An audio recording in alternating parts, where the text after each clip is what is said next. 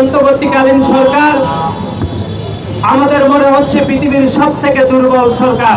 ঢাকা বিশ্ববিদ্যালয়ের ছাত্র শিবিরের সভাপতি সেই দর্শক বা নারী নিপীড়নকারীকে তদবির করে কিন্তু থানা থেকে তাকে ছাড়িয়ে নিয়েছে।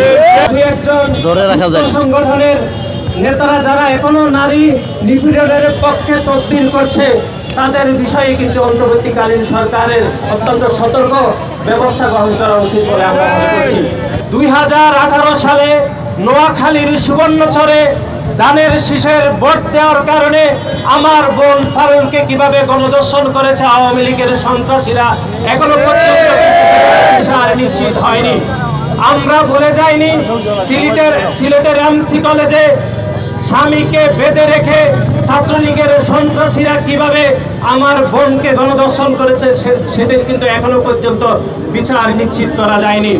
আমরা দেখেছি জাহাঙ্গীরনগর বিশ্ববিদ্যালয়ে বন্ধুকে বেঁধে রেখে কিভাবে ছাত্রলীগের সন্ত্রাসীরা তার বান্ধবীকে উপযুক্ত পরিদর্শন করেছে, সেটিরও বিচার কিন্তু এখনো পর্যন্ত বাংলার জমিনে হয়নি।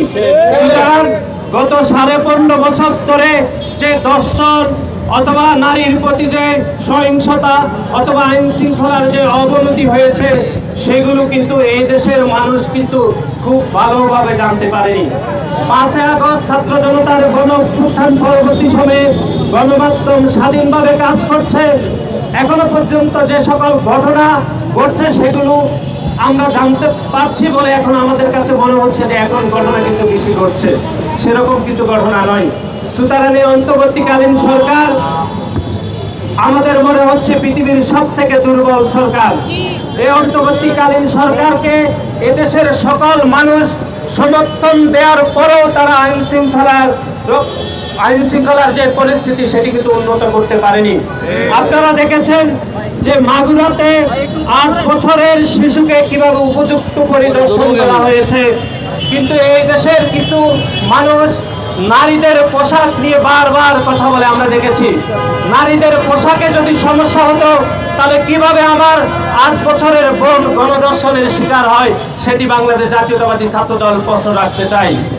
এবং একই সাথে বাংলাদেশে গত 15.5 বছর ধরে যে বিচারহীনতার সংস্কৃতি তৈরি হয়েছে, সেজন্য গত 7.5 মাস অথবা 8 মাস ধরে নারীর প্রতি যে সহিংসতা অথবা নারীর প্রতি যে নির্যাতন, সেগুলো কিন্তু ক্রমান্বয়ে আস্তে আস্তে বৃদ্ধি পাচ্ছে।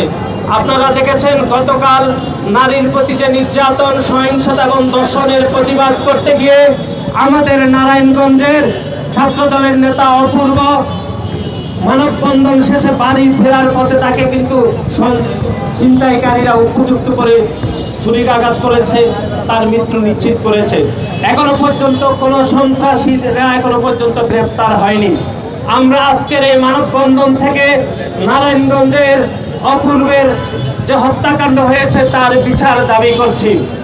এবং একই সাথে আপনারা জানেন যে বাংলাদেশে 2020 সালে ধর্ষণের যে শাস্তি মৃত্যুদণ্ড কিন্তু তখন ঘোষণা করা হয়েছিল, কিন্তু বিচার নিশ্চিত না হওয়ার জন্য কিন্তু এখনো পর্যন্ত ধর্ষণের যে সুতরাং বাংলাদেশ জাতীয়তাবাদী ছাত্রদল উদাত্ত আহ্বান জানাচ্ছে যে অন্তর্বর্তীকালীন সরকারের অবশ্যই আইন শৃঙ্খলা প্রত্যেকটি পরিস্থিতি অত্যন্ত সতর্কতার সহিত অবলম্বন করতে হবে। এবং আপনারা দেখেছেন গত কয়েকদিন আগে নারীর প্রতি যে সহিংসতা হয়েছে, তার যে সহিংসতা করেছে তাকে কিন্তু পুলিশ গ্রেফতার করেছিল, কিন্তু আমরা দেখেছি ঢাকা বিশ্ববিদ্যালয়ের ছাত্র শিবিরের সভাপতি সেই দর্শক বা নারী নিপীড়নকারীকে তদবির করে কিন্তু থানা থেকে তাকে ছাড়িয়ে নিয়েছে। দেখেছি যে নতুন যে ছাত্র সংগঠন গঠিত হয়েছিল গণতান্ত্রিক ছাত্র সংসদের একজন কেন্দ্রীয় নেতা যে ইতিমধ্যে নারী নির্যাতনকারী হিসাবে দোষী প্রমাণিত হয়েছে, তাকে কিন্তু সেই কমিটিতে অন্তর্ভুক্ত এখনো পর্যন্ত করা হয়েছে।